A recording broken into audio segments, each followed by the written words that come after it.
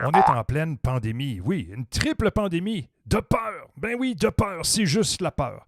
Être malade, c'est le prix du retour à la normale. C'est ça, le retour à la normale.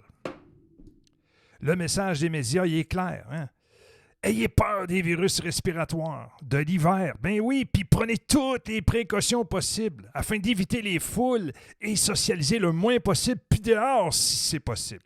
Les précautions qu'on vous demande d'appliquer, c'est loin d'être prouvé. C'est un peu comme brûler un bâton d'encens ou porter de l'ail dans le cou pour éloigner les vampires. La triple pandémie n'est qu'un autre exemple de ce qu'on appelle la vie normale. L'insistance médiatique sur toutes les précautions sans fin qu'il faudrait appliquer face à l'exposition inévitable à ces virus-là, à ces germes, c'est complètement con. Ça stigmatise des interactions humaines les plus banales.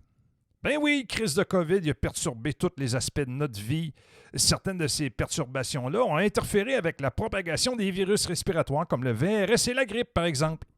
Le fait que le COVID ait continué à se propager malgré toutes les précautions, bien ça témoigne de sa contagiosité, en particulier dans une population qui n'avait à l'époque, je dis bien à l'époque, aucune immunité préexistante. Mais ça, l'immunité, ça n'existe pas, ça prend des piqûres. Alors que les perturbations s'estompent, eh bien, il y a d'autres virus qui sont de retour. Et oui, les hôpitaux devraient se préparer à tout ça. Mais non, nous autres, on paye 50 millions par année pour se faire enculer. Pratiquement 3 ans après le début de la pandémie, on est tous confrontés à une question cruciale. Comment voulons-nous vivre le reste de notre vie? Ben, comme la plupart du monde, moi je dis, comme d'habitude, bon mercredi.